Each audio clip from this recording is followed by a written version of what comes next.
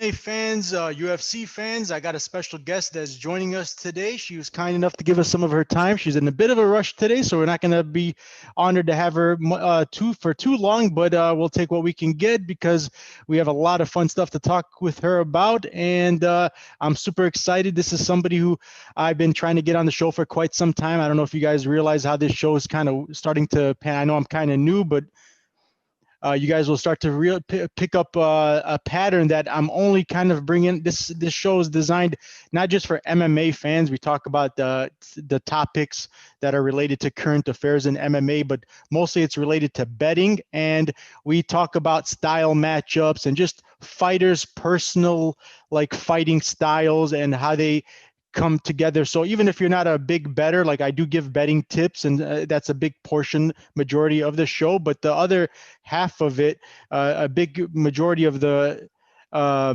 things that we do on this show is we talk about the careers, the futures, the styles, all the different attributes about the fighters that we bet on. So we get into the things that we are looking for, that we have to either see as a good sign that we want to use as a thing that we would uh, use in our favor, that we would look for, that would benefit us to put money on them, that is going to make them trustworthy as dependable fighters. And very rarely have I ever talked about a fighter as highly as I have as the people that you're going to see on this show. So I'm not looking for like just big names, and I'm looking for people who I can get into talking with, and you guys will enjoy speaking and listening to speak about their fighting credentials more importantly than anything else. And by the way, this woman, let me introduce you guys to her. Her name is Miranda Maverick. I'm sure you all know who she is by now. She had an impressive performance, first round victory over a very tough Georgian girl. You guys will know Liliana Joja, I'm sure, as well. And she did an impressive performance and finished Joja in the first round by doctor stoppage due to injuries that she inflicted, and a very impressive performance. She's bounced right back and has a fight coming in on February 13th on the Usman and Burns card. So she's here to talk with us today a little bit about that and some other things. Let me introduce you. Hello, Miranda. How are you today? I'm doing well. Thanks for having me on.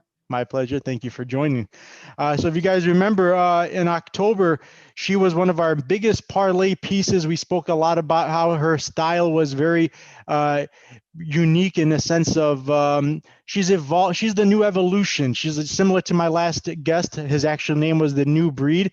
You can give her that same exact nickname. She's not the type of a person who comes into the ring with one style as a one-trick pony who you can easily figure out the path to victory, or nobody's really going to be able to draw if they could by some miracle beat a person that's this high level and credential. It's not going to be because there's an easy equation to figuring her out. She's so well rounded, and it starts from some ways back from when she was a child. Her family had a farm, and she was raised on a farm doing rigorous hard work training work that became like training in a sense. I don't know if you guys know anything about strength, but strength training is something, if you develop from an early on, it just keeps building and building. You can't ever burn or lose muscles. It just builds. So she started even not just technically sharpening her skills to develop into becoming the fighter she is today by joining like the varsity wrestling team and wrestled with men in high school, but she was sharpening and progressing on her physical attributes since an early age, which gives her a big step up and leg up on her competition, which is why you're seeing her being so dominant. And even before UFC had such impressive wins against UFC caliber fighters such as Victoria Leonardo, we just seen in her fight against Manon Ferret. She had a debuted fight against Manon. She did pretty well in that fight. Didn't go her way, but she holds 2 victories over her, and she also holds a victory over Pearl Gonzalez, if I'm not mistaken. Is that correct? Yeah, and So Deanna Bennett were both in the UFC at one point. This is how you know UFC is so high on her. On her debut fight, they give her Liliana Georgia, a girl who was like she had won 5 out of her last 6. Usually on your debut, they give you somebody who's kind of fading away or kind of new on the scene as well. They don't give you an opponent who's well seasoned, who's got 5 or 6 submissions in the first round under her belt already, and a veteran in the sport already, and then also open you up as a big favorite. That's how highly they think of her. So I'm honored to have you on the show. Thank you again for spending time with us. And I just have so many things to ask, but I know our time is limited. She comes from a fighting family, by the way. I want you at the end, we'll give you some, and at the bottom of the screen, I want you guys to write down her information. She puts if you're a fighting fan, you're going to enjoy all the content, because she didn't become a fighter because she just needs a job. She comes from a fighting family. Her brothers, her sisters are fighters. She posts videos, some pretty cool stuff. And I was looking at it before I even knew she was coming on the show. I was just admiring some of the stuff I seen just as a fighting fan. I was looking at her brother doing some The Rock types of maneuvers in his wrestling tournaments. I'd seen him do what's that move called where you pick the rock bottom. The Rock Yeah. Bottom. I mean, this is like a real life tournament. It's not a WWE match, and you're seeing him do WWE. That's how talented her bloodline is. She comes from a fighting bloodline, and you can see it in her fights. If you didn't see her match, she's out of all the fighters, besides guys like the guy who we had on recently, Justin Bates, the newbie, who I told you could put in all your parlays. I can count in less than one hand 4 or 5 people tops I've ever told you to put in all your parlays. She's one of them, and for good reason. Remember I said there's a recipe you got to have before you can become a champion. You got to have specific ingredients: the IQ, the fighting heart, the spirit. All these things got to be in not just in the equation, but you've got to be good at them. You can't just be basic at any of those things. She's got the heart that is the types of heart that you see like the Vittori's and the current champ Volkanovski, who beat Holloway in the later championship rounds. He showed after losing 2 or 3 rounds in the beginning, he came back and mustered up everything he had and didn't have left in him just to get the win. She shows that fighting spirit, because as you saw, she did battle through some adversity in the beginning. Anybody would, in their first debut fight under the big stage, under the big lights for the first time, all the pressure of debuting on a big platform, you could tell. And this happens to the best fighters in the world. It didn't take her long before you realize she made the adjustment. She got comfortable, but as soon as she got to her nerves out the way, you can see the immediate progress that she made in the middle of the fight. That's the kind of stuff that makes champions. When you can fight under pressure, when you can show a good fighting heart and IQ.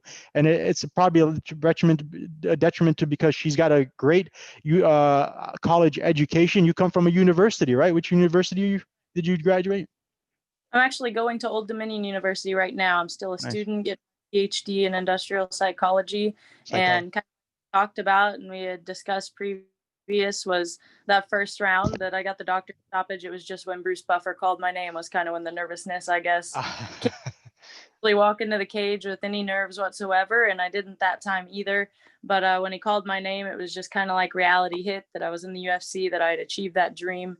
And so I'd say 45 seconds in, I finally started getting my timing. But even before that, I just got touched a little bit more than I'd wanted to. I don't think I ever needed to get hit in that fight. Yeah, I could tell it wasn't natural, because if it had continued to go on for the rest of the fight and then you got the win, we'd be like, okay, she's got some holes in her game, she's got to work on. But you made the adjustments. Nobody had to tell you what to do. You did it on your own, and you can tell that's the way you're able to tell that it wasn't due to lack of ability or skills. It was, you were still watching. You were kind of where we were. You were on the outside watching the fight and thinking about, oh my God, I'm in the UFC. This is actually happening now. So you were kind of spectating the fight with the rest of us until it came down to okay, wait, why am I getting hit? This doesn't happen in training. This doesn't happen in sparring.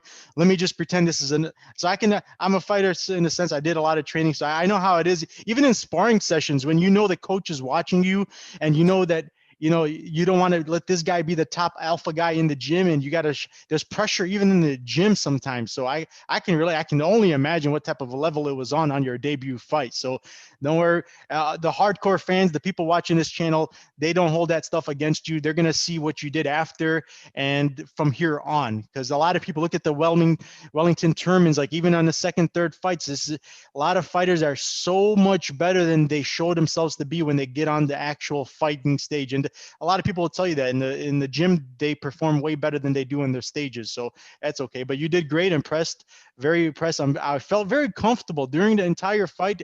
For a girl, you seen, I showed you my tickets. I had about 12 parlays with you in them that you made the difference of about $17,000 in cash for me in profits that night. So, and I was not sweating at all. There wasn't a moment in the fight I was like, oh man, I'm going to lose this ticket, or I was comfortable. You can recognize a good fighter and somebody who's been around good fighters and watched good fighters.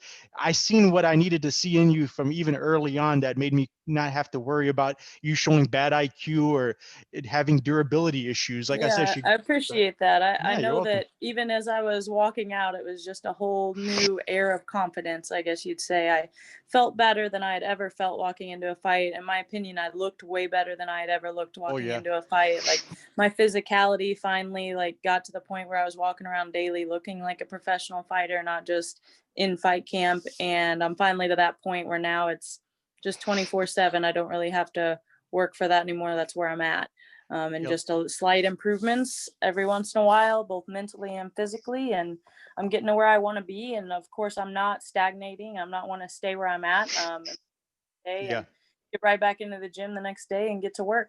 And of course, the schooling and everything else, I think, does go into that fight IQ. I think that's a big advantage I have, along with the strength, along with being more well-rounded than a lot of these girls that I come into the cage with that a lot of others don't have. And I credit a little bit of that to my youth, a little bit of it to the way I was raised, a little bit of it to my faith. Just a lot of factors, I think, that go into who I am and what I'm able to do. Exactly. I love how you mentioned that because faith is a lot of like, look, it translates like karate and most martial arts, they teach you discipline. And if you have discipline, you have honor, you have respect, it makes you feel good about, and anybody, it's like the same concept when they say, if you dress nice, you look nice, you feel good. When you're doing good and you're treating people the way you want, like the golden rule, you treat people the way you want to be treated, you feel good about yourself, it translates to how you perform. If you go to work feeling down on yourself, like you're not worth a penny and you're just a bad person, your performance at work will reflect that. And you could tell when you live a great life, you have a good family, you come, the first thing she said in her fight after her fight debut was over was, I love you guys at home, I want to thank my family. That type of stuff holds on. When you thank God and you thank your family and you're on, you got your few seconds to speak, before they take the mic away, and then they got to move on to the next. She used those seconds, those minutes value.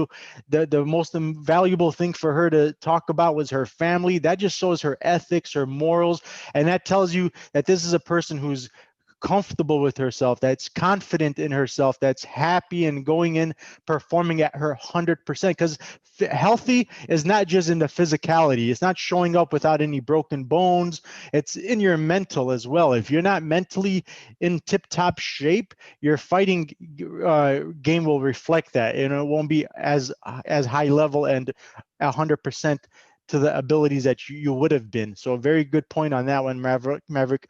Let's talk a little bit about this opponent we're coming. I'm sorry to skip forward about so many things, but I'm going to give them a little bit of more background on you when we're not wasting your time. So we'll do that on the separate note. During a separate time, I mean. But let's talk about some stuff that you want to get in, if you wouldn't mind getting into. I mean, with your opponent coming up. Now, this is an interesting matchup. Usually you have like the grappler versus the striker. You guys are in a sense in a lot. I was watching even her interview, and she actually said the same thing. And I agree that you guys are in a sense very similar, except I give you the edge in every area that she's good at. I would give you the edge of being a little bit better. More, I don't want to be rude. I'm very like friend. I try to make things look halfway full the cup. So I should be saying more than little, but I think your level's beyond where she is. And but you also have an addition to your game that she doesn't, which is the comfortableness on the feet. You're willing to stay on the feet, but if it goes to the ground, you're all happy. You're more than happy to do that as well, right? Yeah, more. That's kind of where I started. Of course, we kind of discussed. I started with Brazilian Jiu-Jitsu. That's kind of where my home is. That's what I focused on May up until I moved to Virginia for school. And then I finally started getting more comfortable in my stand up. And I'd say, honestly, over the past year has been when I've made the most improvements. And just because I finally let my hands go, I finally decided to punch somebody instead of focusing just on my jujitsu. So I'm more than comfortable around with her. That's kind of where my home game is. I'm bigger and stronger than her. Yes, you are. In every way. She's fought, I think, at 110 before and 115 several times. Yeah. No way I could ever do that. After I was 18 years old, there's no way I could ever make it to 115 again. Hence why I missed weight. My bad. But when I first turned pro, I didn't realize how much I had grown as an individual within that year time period. And so stuck to flyweight division for a reason. And I'm very big for even that weight class, even though I'm kind of short for it. But speaking about that, I feel like she's never faced the top pressure that I'm going to bring to that community, and I'm pretty good at not letting them get back up, which is what she seems to do in a lot of her fights. She ends up on bottom a lot, even when she gets the takedown, and that's not the place to be against me. And You're right. also does not like being punched in the face. Yeah, you know what I think I think you know what it's come down to? Just like Israel Adesanya, you'll notice he comes from a kickboxing background. So every time he gets back to the corner, he thinks he's got the springs behind him that's going to make him bounce back, but it's a cage that doesn't have springs, so he ends up getting stuck. Like, there's holes in people's games you can find because they come in like with a baggage from their previous, like if you're a wrestler, you have things that you do that, like her example, she's a grappler type of foundation. So when she accepts the bottom guard position for much longer than she should, I've noticed that she does that a lot she did it in her last fight even. I would think that she'd start to pick up on this is losing control time. There's only 3 rounds, 5 minutes, and you're accepting half the round or the entire round on your back because she fights like it's a grappling tournament and they're not holding that against her. So it's actually surprising to me given who her coaches are and stuff. Yeah, exactly. That's my exact. I think there would be, especially with the audience that's dead. There's no audience. People are screaming in her ears. Probably get up. I couldn't believe my eyes when I saw her do that for her most recent fight, especially. So if she does that with you, I don't think she'll even make it out of the rounds because you're not somebody who's just gonna accept position over submission. You're gonna go for the submission and the kill the entire time, right? Exactly that. And a lot of girls, I think, that go against her, that she has gone against in the past, I should say, accept where they accept being on bottom or being against the cage or whatever. And for me, like, you're not only going to have to hold me down the whole time, but you're going to have to work to do that. You aren't going to be able to punch me if you have me down. I'm going to be getting up. I'm going to be getting up Exactly. the entire time, or making her defend herself even if I'm on bottom. But game plan is not to get on bottom ever. But if it goes to the ground, it goes to the ground. If it stays standing up, it stays standing up. I'm confident in every area going in with Jillian. I'm really excited for this fight. I have all the respect for her. I think that she's fairly well-rounded herself, but she definitely has some gaps. And in the gaps that most people don't consider gaps, I consider them more my strengths than her own. Yeah, you've crossed paths in grappling tournaments in the past before her UFC even debut, right? You guys have I didn't get to compete against her, but we were in the same tournament. My first round in that tournament, it was like an absolute. So there was no weight classes, no belt limits, none of that. I was a purple belt. She was a black belt. And I actually lost the first round to a PFL girl that fought at 155. What year was that?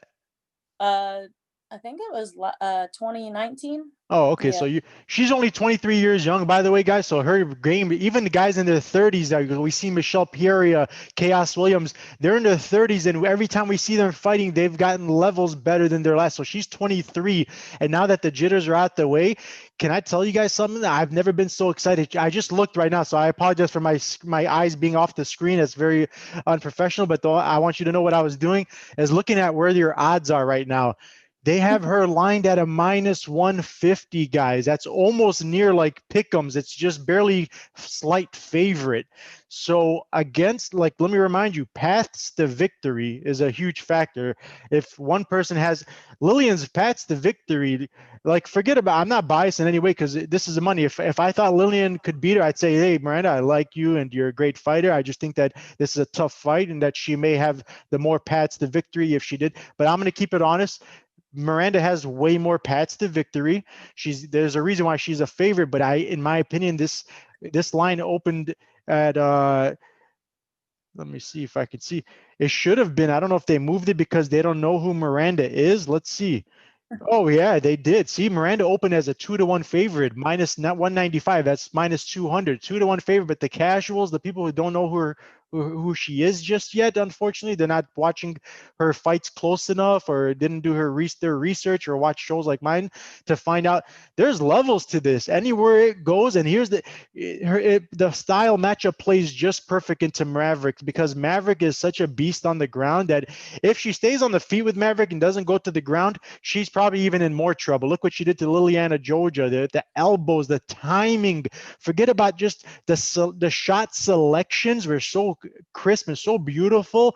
It literally couldn't have been a better shot that you chose to give out, but the timing, it was just it couldn't have been better. Like you, yeah, we brought that up. You know, huh? A lot of people we brought that up to where, people just assume it's the striking and just watch people throw stuff, and they're like, oh, she just threw the elbow, but no.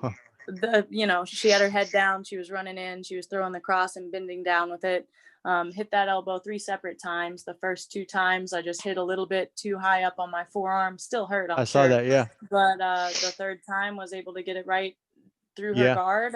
Came right up the middle and sliced her nose open. Was able to even follow it up within the same second with a second elbow. I feel like one of my strengths as a fighter, if not the biggest strength beyond my physical aspects and everything else, is just being able to adapt in a fight, being able to get away from my game plan, even if I need to, or hearing my coaches, but knowing my own potential too, and being like, no, I see this thing, I'm going to do this. I'm so glad you mentioned that. That is a biggest advantage that Miranda has in this fight. Let me tell you, I do study, okay? This is maybe since I've started this channel, there's about 2 or 3 fights that we've studied tape on Jillian Robertson, and this is the second time I've studied tape on her UFC fight, but I've studied her tapes. I've seen every one of Miranda's fights. I've seen every one of Jillian's fights. So this is my job, right? I'm responsible for people's giving tips, so I have to do my due diligence. Miranda doesn't do stuff. I mean, Miranda does studies. She watches even shows like Minds, right? You look at see the different information that you can pick up on your opponents, and the tape study is not the place that she stops at. She pursues her research. Cannot tell you what I've learned, and if you don't believe me, go look at her most recent interview. I forgot the channel she did it with, Jillian. She doesn't even study tapes, and let me tell you what's that gonna do now. If she doesn't have her coach pick up on something, if Miranda wants to try, she's 23 years old, she's still developing her game. If she wants to try something new, now Jillian she cannot respond to it promptly and with using natural reflexes. And if you're 1 second late on reacting to something because you don't know what's going to happen, you don't know what she's trying to do, and you have to rely on your coaches to tell you what to do and what not to do and where to go and where to avoid, that's going to be a gigantic disadvantage in a fight. That's going to make the biggest difference on whether in that second you got clipped, you got submitted, or you missed the window of getting somebody clipped or submitted. So that's the difference between somebody who's got the ability to fight without her coaching and without having to guess and wing it, because she knows, she studied, she learned her opponent already before the fight and isn't going to be learning the hard way in the middle of the fight where it's going to start to cost her. So that's a great advantage that you hold over among so many. I don't even know where to start, but minus 150, where's the respect? But don't worry, Miranda, you're not the only one. They put a Benil Darush, the dark horse of the division. This guy's on a 6 fight. He's been in the UFC for like 10 years, 6-7 fight win streak, 5 or 6 of them first round finishes against an opponent he like 10-8 rounded. He already beat him in their first outing, and they put him as a pick'ems. I don't get it. Like, you already fought and won, so it's not you. This is just, I think they're reverse psychology. You know, you did psychology in school, right? Maybe I think they're trying to trick people into not parlaying you and making $17,000 for the night. That's the only the conclusion I've came up with. But so what is in your opinion, if you were to be able to make improvements in any area that you want, and not even improvements because you're so well rounded, it's hard to say where because there's no areas that you need to improve on, but if you wanted to just just be known as the best when it's all said and done and your days are behind you now and you're retired? What is it that you want to be remembered for and known for as being the best of? Or like, what is your ultimate, not just goal, like maybe did you want to stay the type of a The champion? pressure, Yeah. the pressure, the aggression, like just going after someone. I don't care whether it's the ground against the cage or standing up. Like, I don't want to let I a girl love it. breathe. I don't want to get hit, and I don't want to let her breathe. Like, I want to just go after her and smash her. Like, I know I Nice. can, you know, and even in my fights, my dad always jokes that like he gets frustrated no matter how good I do in a fight. And it's funny. I wish people would do interviews on him. He'd probably do better than I do. Bring him on. But Is he like MMA? I'll talk to him. so he's not formally trained, but you know, he knows me and he's watched all my fights. He helps corner me and he knows, he does kind of like what you do. He studies everything. He may not be a fighter himself, but he knows about fighting more than just about anybody I know. Oh, wow. And his biggest thing is, I wish I had a freaking video game to control you, like like a controller. Like he's like, if I could just run what you have, I would never let a girl touch me. I would smash them in a minute, and they wouldn't be alive anymore. And I was like, all right, Dad, like I'm trying. He's like, he didn't get to come to my last fight because of passport issues. That's the first time. He's usually right in my corner, and I told my family to video record him watching my fight. That's what I asked them to do because it, you know, I thought it was going to be so exciting to just watch his reaction while I fought. I was so confident going into it. And I was like, record dad, record dad. Well, they were goofy and recorded the TV instead. But apparently he was freaking out the first 30 seconds. Like, why is she getting hit? Why is she even getting touched? You know, and when I called him, he was like, I expected a faster finish. He was kidding, of course. But that's the standards that he holds you. He knows what you're capable of, but you can't, it's like anything else. Like in a race, like if you care about your car, you care about your longevity, you care about your cardio inside the fight. So even in short term, inside, forget the big picture. You don't need to, if you're in a car race and you don't, if you care about your car, you don't want to go through the engine and blow the transmissions. If you notice you're beating somebody in the race, you're already pulling away. Are you going to still pound on the gas pedal and blow your engine in the, you know, or take a chance of blowing your engine? There's no need. But I'm on dad's side in this because you know what? We're in an era right now where you can't just win fights. You've got to do what you did in your last fight. You got to make a statement and say, hey, that guy or that girl who is number 2 or number 3 in the rankings, and I know I'm only number 7, I need the shot before she does because look, she's only winning by decisions, but I'm taking people's heads off. So and they will. I watched a couple fights last night that I felt that way about. Actually, just annoying to watch. Really, a lot of the fights watch them. What? How are they ranked this high? How is this? Put me in. You know, I'm just like, and I'm trying not to look past this next fight at all. Like I said, I respect Jillian. She is a tough opponent, but I'm very confident walking into this one as well. And I kind of have my eye on what's coming next or what I hope's coming next, and what I do to facilitate that. But I'm excited. We kind of talked about the whole support system that I have behind me, you know, like not only in my training camps and my coaches that have been helping me daily, but also at home, you know, from family to my boyfriend to like everyone who's been helping me and supporting me through this. We have a film, actually a documentary that'll be coming out called Life After the Cage, I believe it is. Oh, yes. I heard about that. There's some old school UFC veterans like the Dan Severns and Pat Meach. Who else is in there? Yeah, Pat Miletich and Matt Hughes, Dan Severn, like a lot of them. And then so it looks at the what the fighters do after they're done with the fighting life. And then it also looks at the coming generation of female fighters that are starting to fight. So I was very honored to be a part of that documentary. I'm only a small, but when you guys get to check it out, you'll kind of see what my family life was like growing up. It shows my farm now and like what we do at home, wrestling at home. It shows us, me and my brother and sister, all just tackling my dad and playing with him. Don't mess with your brother. If he's got those rock bottoms in his back pocket, that's what he does on the other guys. I don't know what he'll do with somebody he's comfortable with or a girl. They'll probably suplex you. So actually, my brother and sister both won their conference wrestling. They both got first last night. Your sister's undefeated, right? Yep, both of them are undefeated within their weight class. Both of them are the team captains of the Nice. men's and women's team at the high school that I did my junior and senior year at. And, you know, hopefully they end up getting a scholarship to college with it and stuff. But either way, they're just beasts. They're physical specimens too. My whole I family seen is. And you're I'm hoping they keep on with the work ethic and get stuff done. I kind of mentioned it. You know, my brother's not only doing wrestling, he's not just doing schooling, he's got his own businesses on the side, from wow. being a foreman landscaping with my sister being one of the workers with him in that business, Awesome. working for someone. And then he has his own stuff on the side. He's starting to build hay rings by welding them together and Dang. designing How them. old is he? And He looks 18 so years young. old. Wow, look at Yeah. that, guys. Take a note from this. At 18, guys are playing in the parks and, you know, going out with their girlfriends 7 days a week. And this guy's running businesses and working on scholarships. That's a beautiful thing, man. Your family is just so driven and motivated and goal oriented. Just a great thing that to see you guys all like nobody fell far from the tree. So you guys are all doing the same types of things and in a similar type of you're all go-getters. So that's awesome to see that it runs. And if it wasn't just one of you guys that kind of Yeah. that developed that type of work ethic. That's Absolutely. I'm excellent. hoping I can peer pressure my sister into starting MMA too. Maybe you'll see a Do Maverick you #2 coming up the no ranks. no way. I see. Does she have videos on your social media?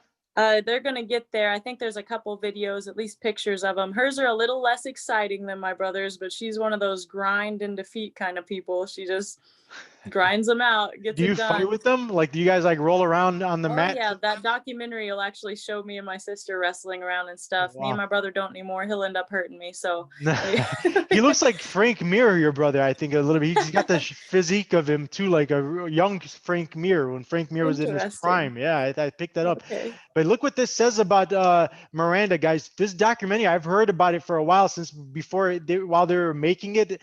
This is a big thing. When's the debut coming? A lot of big names, and this is like a real big thing for the MMA community. And they chose Miranda, who's just starting her career, to be in it. So that just says that not even just the UFC, but people outside the UFC already have their eyes on her, and they can, just like what I seen right away, that they see that the talent and the future is very bright for her. And I'm so honored again. But Yeah, go ahead. Go ahead. hopefully it's out in late February. I'll of course be posting it all over my social media, so give me Awesome. a follow, keep up with that. As soon as it gets released, I'll let everybody know, and hopefully they can see a few clips of everything that, you know, not only I've been doing with my life, but a lot of the legends of MMA and stuff. It's going to be a Good. really interesting documentary. I'm looking Good. forward And to it. oh yeah, so follow her on her social medias if you guys want information on how to get to watch that as soon as the opening debuts for that documentary. You're gonna be interested to see guys like Dan Severn, Matt Hughes, Pat Miletich, and just see like the story about what happens after the MMA careers. And there's a lot of craziness that we're hearing in the news about. What was that recent guy that they said had some issues with his health? You know what I'm I can't talking about? do know who you're talking about. He's Yeah. not on that show, right? Or he's not, he No. hasn't. Okay, yeah. So, but it's good to see different people who share those types of issues and see what, your favorite fighters are going through after or behind closed doors. Or I'm definitely going to watch it. And also, if you guys, she does have some awesome merch. She was lucky enough to have one of the coolest names I've ever seen, Maverick. Nobody born in the 90s or 80s or even 70s or who likes classics and even born in the 2000s doesn't like Tom Cruise in the Top Gun movies. And I think there's a part 2 coming out, if I'm not mistaken, for the new. Did Yeah, it like already a come new, out? yeah, the new version of it's coming out soon, I think. Perfect time. She's got some cool shirts. And is it just shirts or sweaters? I have shirts right now. I have a few masks left. I have my autograph Oh, pictures. You can, nice. but the shirts are the main merchandise coming out. I'll have hoodies pretty soon, but because this fight was a little short notice, I didn't have time to get everything that I wanted made ahead of time. So t-shirts are the All right. main thing. I have that documentary is one of my sponsors on the back of the shirt, so Sweet. you guys will see that there. But just be reminded of it daily every time you wear that shirt. Great. Um, And yeah. anybody who uses promo code Fight Guru and gives that to her while making their order, she'll let me know, and you guys will get a $50 credit with me. That can either go to whether your choice of customized bet slips. It could go to a upgrade in your membership for 30 days if you're on the $100 tier and you want to get the $150 benefit perks. like the outside MMA picks and all the stuff that comes with the additional perk. Or if you're on the $10 tier, you want the $50 tier, you can at least get an extra bonus by getting cool merchandise from her. And that it's two birds with one stone. You get more bang for your buck by going on her and ordering it, and just use the promo code Fighting Guru, so she'll know that it was through my channel. Absolutely. Thank you so much, though. It's been great pleasure. talking to you. Definitely. Thank you. I appreciate it. I hope to have you back on the show, and we'll be talking about the good news about the results from your fight coming up in February 13th, right? Absolutely. Hope to make you guys all some money. Send me a percentage once you're done. Yes, man. I already owe you too much. Let's not talk about money. Thank you. Awesome. Good luck, champ, and we'll see you very soon. We'll talk soon. All right. Thank you. Thank you. Bye-bye.